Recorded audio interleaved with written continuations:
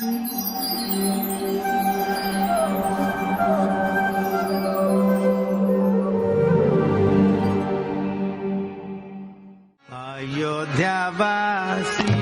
राम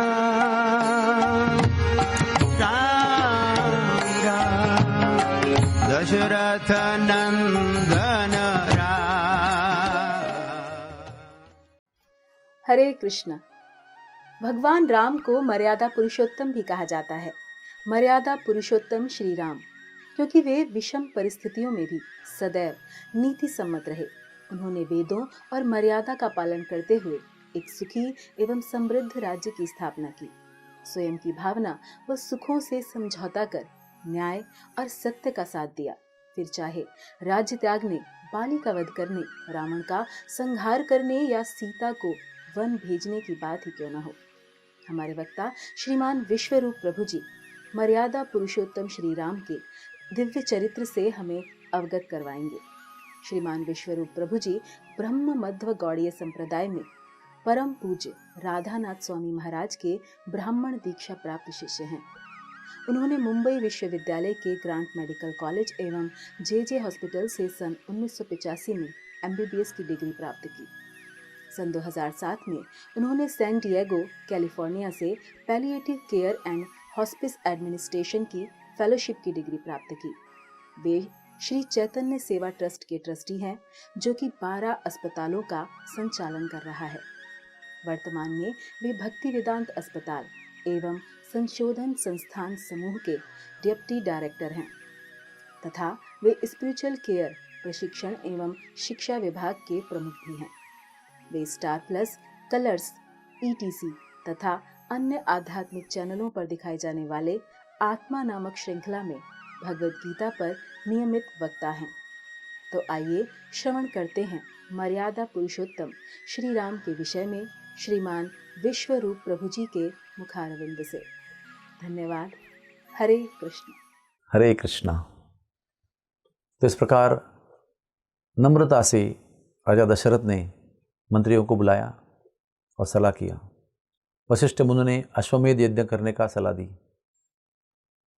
उस समय उन्होंने बताया कि इस यज्ञ को पूर्ण करने के लिए एक अश्व की आवश्यकता होती है। गिना चुना, अच्छी तरह से चयन किया हुआ अश्व। और अश्वमेध का मतलब है अश्वमेध, जो अश्व के अस्तित्व को शुद्ध करने वाला है। और जब यह कार्य होता है तब वो यज्ञ को अश्वमेध कहते हैं, जिसको अश्वमेध को साल भर लगता है। वो अश्व को 8 दिशाओं में, 10 दिशाओं में भेजना पड़ता है। जब वो अश्व जाएगा और किसी राज्य में प्रवेश करेगा तो वहाँ का राजा या तो प्रेम से उस अश्व को स्वागत करेगा, उसकी खातिर करेगा, उसको भोजन कराएगा और जिस राजा की तरफ से अश्व आया है उसका आधिपत्य स्वीकार करेगा। भोजन देख साथ में दक्षिणा देगा, पारितोषिक देगा, बख्शिश देगा और फिर अश्व अगले राज्य की ओर बढ़ेगा। इस प्रकार से भ्रमण करते हुए 1 साल पूरा लग जाता है। वो अश्व पूरे विश्व में भ्रमण करेगा और सब जगह पर मित्रता के साथ में विजय प्राप्त करके आएगा। अगर कोई राजा उस अश्व को, उसके आधिपत्य को, उसके आक्रमण को, उसके चुनौती को स्वीकार कर लेता है, नहीं मानता है कि अश्व भेजने वाले राजा का मैं दास बनूं या मित्र बनूं, तो फिर युद्ध होता है। फिर अश्व भेजने वाला राजा उस राज्य पर आक्रमण करता है और अगर विजय प्राप्त कर लेता है तो अश्व फिर आगे बढ़ता है, नहीं तो दोबारा विजय प्राप्त कर ले दोबारा आक्रमण करना पड़ता है। इस प्रकार से पूरी तरह से पृथ्वी पर सार्वभौमत्व प्राप्त करना पड़ता है। 1 साल के बाद जब अश्व लौट के आता है फिर वो यज्ञ होता है, जिसको अश्वमेध यज्ञ कहते हैं। वशिष्ठ मुनि ने बताया कि इस यज्ञ के लिए मन की, तन की, भावना की पूरी तरह से पवित्रता आवश्यक है, खास करके राजा और मंत्रियों की। और इस यज्ञ में कोई त्रुटि नहीं होनी चाहिए, कोई दोष नहीं होनी चाहिए। उसका पूरा विवरण वशिष्ठ मुनि ने समझाया और राजा को आश्वासन दिया। इस यज्ञ को सफल करने के लिए पूरी तरह से हम अपना हृदय जोड़ेंगे, तन मन से, धन से इस यज्ञ को यशस्वी करने के लिए व्यवस्थापन करेंगे उसका आयोजन करेंगे। ये सब सभा समाप्त हो गई। राजा दशरथ बड़े प्रसन्न हो गए कि कुछ ना कुछ सुझाव मिला। सब चले गए। उसके बाद में सबसे ज्येष्ठ मंत्री, सबसे बुद्धिमान मंत्री सुमंत्र रुक गए। दशरथ से कहने लगे कि मैं आपको एक कहानी बताना चाहता हूँ जो किसी को पता नहीं है। मैंने सनत कुमार ऋषि के मुख से सुना है कि भविष्य में आप दशरथ राजा इस सुंदर यज्ञ को करेंगे और इसका पौरोहित्य श्रृंगी ऋषि करेंगे, ऋषि श्रृंग। तो दशरथ ने पूछा, ये कौन है?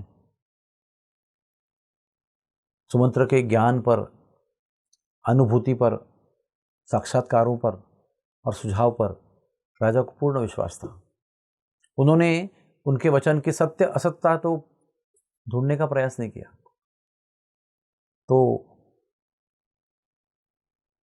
राजा दशरथ को सुमंत्र ने एक कहानी सुनाई कि ये श्रृंग जो है वो विभांडक ऋषि के पुत्र थे। विभांडक ऋषि को जब ये पुत्र हुआ तो इस पुत्र को लेकर वन में चले गए और वन में जाने के पश्चात विभांडक ऋषि ने इस अपने पुत्र को बड़े ही विशिष्ट प्रकार से रखा। कैसे रखा? कोई पका हुआ अन्न नहीं खिलाया, यानी कि चूल्हा जलाने के बाद में जो अन्न बनता है उसको कभी नहीं खिलाया। केवल कंदमूल, फल फूल जो वन में प्राकृतिक रूप से मिलते हैं वही खिलाने का प्रबंध किया। उसके बाद में किसी भी स्त्री का दर्शन नहीं कराया, अपनी माँ को भी नहीं देखा उसने। केवल विभांडक ऋषि और वन में रहने वाले पुरुष ऋषिगण और श्रृंगी। नाम श्रृंगी क्यों पड़ा? उसके सिर पर एक बड़ा श्रृंग था, हॉर्न जिसको हम कह सकते हैं, इसलिए उसका नाम श्रृंगी था। फिर अंगदेश, अब हमने बताया पहले ही कि अंगदेश के राजा रोमपाद को दशरथ की कन्या प्राप्त हुई थी, गोद ली गई थी। उसके राज्य में एक बार अकाल पड़ा। तो आज के ज़माने में तो जब अकाल पड़ता है, बारिश आती है या नहीं आती है, या बहुत ज़्यादा आती है, अतिवृष्टि होती है या वृष्टि होती ही नहीं है, कोई फर्क नहीं पड़ता है किसी को। राजा अपने आप को जिम्मेदार समझता ही नहीं है, वो क्या करें ऐसे बोलते हैं। लेकिन राजा के पवित्र या न पवित्र होने पर, राजा के पाप और पुण्य के हिसाब से प्रजा पर बारिश की वर्षा होती है, पर्जन्य वृष्टि होती है। तो रोमपाद राजा जब उसके राज्य में अकाल पड़ा तो बहुत दुखी हो गया, क्योंकि मैं जिम्मेदार हूँ मेरे पुण्य कर्मों के कारण प्रजा को पर्जन्य वृष्टि प्राप्त कराने के लिए, और मेरे राज्य में भी पर्जन्य वृष्टि नहीं हो रही है। तो तुरंत संतों का सभा बुलाया। देखिए, आप इतिहास में पढ़ेंगे, जब जब कोई समस्या आती है या जब जब कोई शुभ घटना भी होती है, संतों को बुलाते हैं। जब शुभ घटना को उत्सव बनाने का समय आता है, संतों को बुलाते हैं। उनके सानिध्य में, ब्राह्मणों के पठनों के बीच में, श्लोकों के पठन में उत्सव मनाए जाते हैं। और दुख आता है, संकट आता है, समस्या आती है, तो ब्राह्मणों को, संतों को बुलाते हैं, उनसे सलाह करते हैं। संतों ने बताया कि अगर ऋषि श्रृंग आपके राज्य के भूमि पर अपने चरण रखते हैं तो आपके राज्य में वर्षा होगी। एक जगह और भी लिखा है, संतों ने ऐसा सलाह दिया कि अगर ऋषि श्रृंग आपके राज्य में आकर यज्ञ करते हैं तब वर्षा होगी। दोनों बातें सही हैं कल्प भेद के अनुसार। तो फिर भी इसको लाए कैसे? इनका तो इतिहास उनको बताया गया था कि इनको तो स्त्री का दर्शन भी हुआ नहीं है, ये कभी शहर में आए नहीं हैं, केवल वन में ही रहे हैं, उपवन में भी नहीं आए। स्त्री का दर्शन नहीं है, पकवान नहीं है, मिठाई नहीं, मिष्टान नहीं है, कभी कुछ देखा ही नहीं उन्होंने, केवल पुरुषों को देखा है। तो राजा ने फिर योजना बनाई। उन्होंने अपने राज्य की सुंदर सुंदर अप्सरा जैसे सौंदर्य जिनका था, ऐसे स्त्रियों को ऋषि का रूप धारण बना, ऋषि का वेश पहनाया, बहुत सारी मिठाइयाँ उनको दी, बहुत सारे लोग भेजे उनके साथ में। और जिस वन में विभांडक पुत्र श्रृंगी ऋषि विराजमान थे, उसके सीमा के बाहर पास में ही एक आश्रम बनाया। वो लोग जो आए थे आश्रम बनाए और चले गए। फिर ये जो स्त्रियां थी जो पुरुष ऋषि का वेश बनकर वहां रहने लगी, वो इंतजार करने लगे। फिर एक दिन अपने आश्रम के लिए कंदमूल ढूंढते ढूंढते ऋषिशृंगी वहां पर आए। वैसे तो ये युवा अवस्था में थे, लेकिन बड़ी निरागस और निष्पाप थे वो। जैसे ही वो उनके पास आए, दूर से देखा कि श्रृंगी आ रहे हैं, तो ये सब स्त्रियां जो पुरुष ऋषि बनकर खड़े हैं वो आ गए और उन्होंने उनसे वार्तालाप शुरू किया। उनको मिष्ठान भोजन दिया। ये वो अद्भुत प्रकार का फल है। तो श्रृंगी ने उस फल को खाया, उस मिष्ठान को खाया। तो उनको लगा जंगल में मैंने कभी ऐसा फल नहीं खाया, इतना स्वादिष्ट फल, इतना स्वादिष्ट मूल। और ये कहते कहते उन्होंने और उनको मिठाई खिलाई, तो उनको और आनंद आया। फिर मीठी मीठी बातें करने लगी। तो उनको लगा ये बड़े विशिष्ट प्रकार के पुरुष हैं, इनकी आवाज़ भी अलग है, इनका शरीर का आकार भी अलग है, इनकी अदाएँ भी अलग अलग हैं। लेकिन केवल उनको स्त्री नाम की वस्तु पता ही नहीं थी, इसलिए वो देखते रहे। अचानक उन स्त्रियों ने आके उनको आलिंगन दिया। जैसे आलिंगन दिया, उनको एक विचित्र प्रकार का अनुभव आया। उनके पिता ने, उनके साथ वाले ऋषियों ने, काका ऋषियों ने उनको आलिंगन कई बार दिया था, लेकिन इस आलिंगन में जो अद्भुत अनुभव उनको हुआ, उसके बारे में वो रात भर सोचते रहे। आलिंगन दिया और सब ये ऋषि बने हुए जो स्त्रियां थी फिर अपने झोपड़ी में चली गई रात में। रात भर आज खाए हुए अद्भुत अन्न और आज मिला हुआ आलिंगन, इस पर वो चिंतन करते रहे।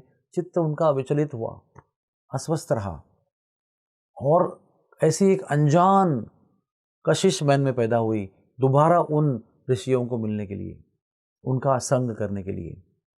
तो दोबारा वो सुबह कल अगले दिन वहीं पहुंचे। अगले दिन फिर उन्होंने अलग प्रकार की मिठाइयाँ उनको खिलाई, जो कल नहीं खिलाई थी आज दूसरी खिलाई। उसका आस्वादन लेकर वो और भाव विभोर हो गए, और फिर कहने लगी वो स्त्रियां जो ऋषि बनी हुई है कि अभी हम जा रहे हैं।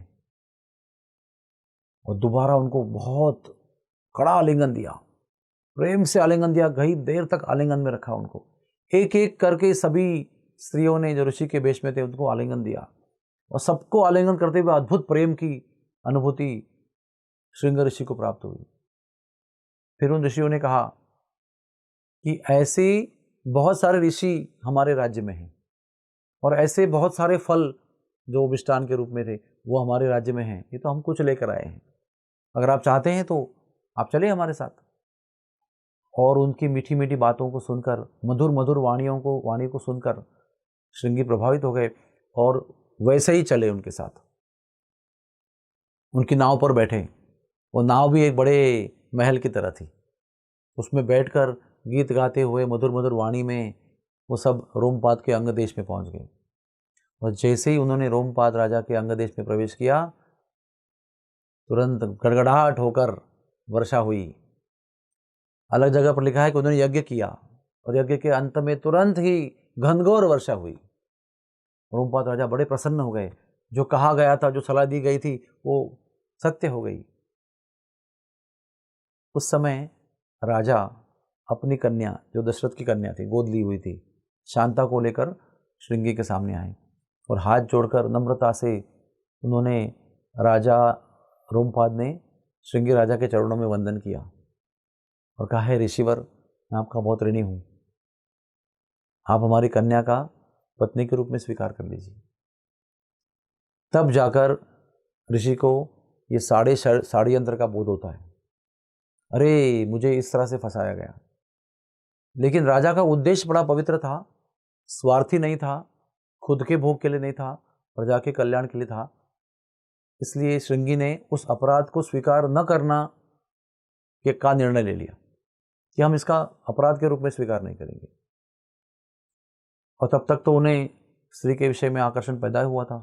शांता बहुत सुंदर थी, राजपुत्री थी, राजा बड़े नम्र थे, निवेदन लेकर आए थे, तो उन्होंने तुरंत उनके साथ में विवाह कर लिया। और विवाह करने के बाद में राजा ने कहा, आप तो ऋषि हो, हमारे राज्य में रहो, हम आपके लिए महल बनाते हैं, हमारे राज्य में पति पत्नी बड़े आनंद से रहो।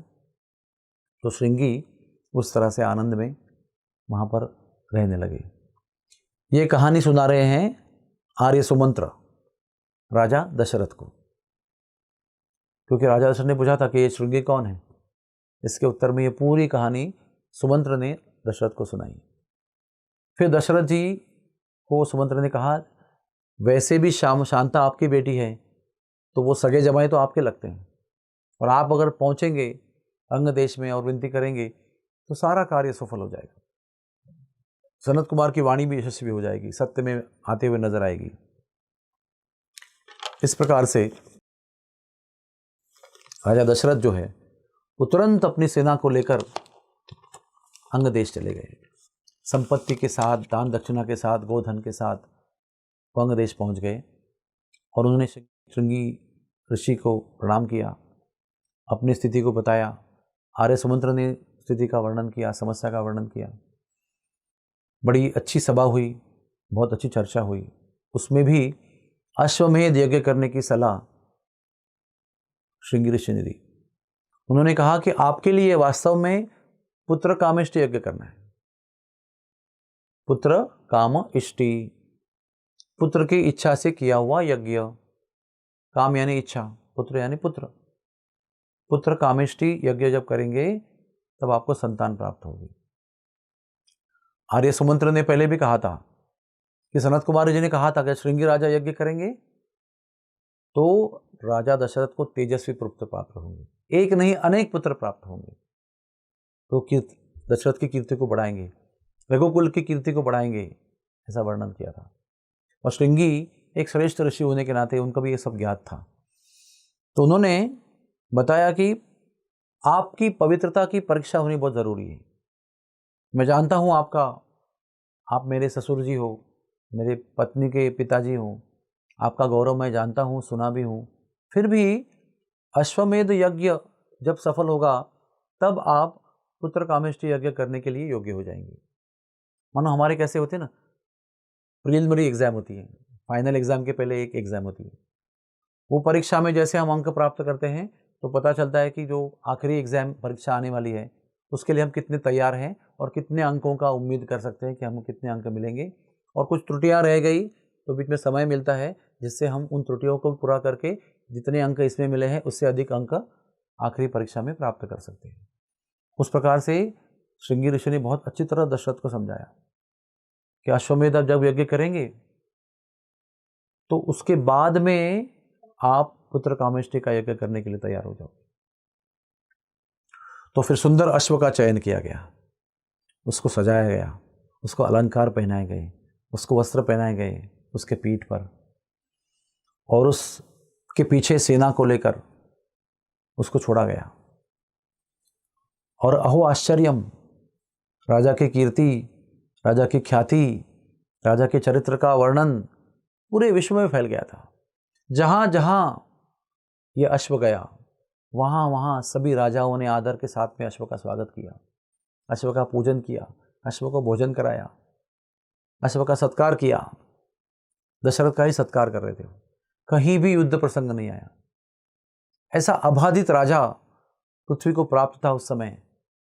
आज विश्व में कई प्रकार के देश दुनिया का, विश्व का नेतृत्व करने का प्रयास कर रहे हैं, लेकिन जो नेतृत्व करने का प्रयास कर रहे हैं उनको बाकी देश चाहते नहीं हैं, लेकिन उनके बल के प्रभाव से बलपूर्वक उनका नेतृत्व उन पर लादा जाता है।